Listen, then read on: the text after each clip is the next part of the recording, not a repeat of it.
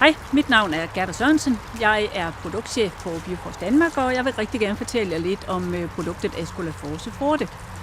Ascolaforce Forte er et naturligt lægemiddel, som indeholder en hel masse gode ting, blandt andet frisk udtræk af friske hestekastanjefrø. Hestekastanjens frø, det er det, vi kender som kastanjer. Det er dem, vi bruger, når vi laver små tændstikmænd, men det er også dem, som vi med fordel kan bruge i produktet her, hvoraf vi udvinder et aktivt stof, som hedder aercin.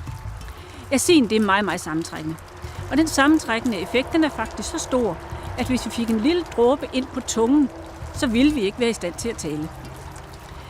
Når vi får problemer med venerne nede i benene, ja, så skyldes det flere ting, blandt andet alder. Det er jo noget, som rammer både mænd og kvinder, men særligt for kvinder er også, at graviditet giver en øget belastning af venerne i benene. Derfor uden så kan det også give problemer, hvis man har gående og stående arbejde, hvis man vejer for meget, eller går i sko, som ikke er hensigtsmæssige. Vores ben, de kan blive tykke, de kan blive tunge, de kan blive trætte, de kan få uro i dem, og nogen synes måske endda ligefrem, at det klør inden i benene. Det er alt sammen udtryk for, at venerne ikke længere opererer og arbejder på den måde, som vi gerne vil have det. Vores kredsløb det består af 2 slags blodkar, arterier, som bringer blodet ud i kroppen, og vener, som trækker blodet tilbage i kroppen igen. Det går rigtig fint med at få blodet ud i kroppen. Det vil sige, at det løber gennem arterierne direkte ned i vores ben. Der skal ikke særlig meget kraft til det. Problemet kommer, når vi skal have det tilbage, fordi så arbejder vi med tyngdekraften.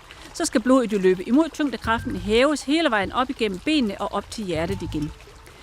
Og som sagt, så sker der jo det, at vores vener de bliver lidt slappere af forskellige årsager, og når venerne bliver slappere, så bliver det vanskeligere og vanskeligere for vores blod at løbe tilbage til hjertet. Når blodet bliver stående nede i benene, ja, så sker der det, at venen den bliver udsat for et øget pres, hvor at man hele tiden udvider dens diameter, og det gør, at det bliver endnu sværere at hente blodet tilbage op igennem benene. Og ja, så kan I nok se, så har vi fat i en ond cirkel, hvor at der både er et øget pres i venen, men også større og større vanskeligheder med at hive blodet tilbage. Det man så kan gøre, det er at benytte sig netop af det sammentrækkende stof, som vi finder her i Ascolaforce Forte. Og indholdet af aercin gør, at vi får en meget sammentrækkende effekt nede i venerne.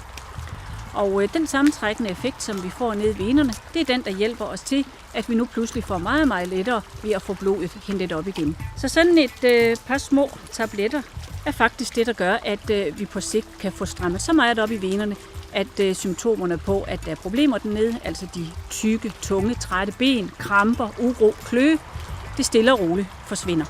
Det, som er vigtigt at huske på, er selvfølgelig, at når vi får de her slappe vener, så er det jo ikke noget, vi har fået lige på ganske kort tid. Det er en tilstand, som vi har oparbejdet igennem en periode, og derfor skal man også have en lille smule tålmodighed.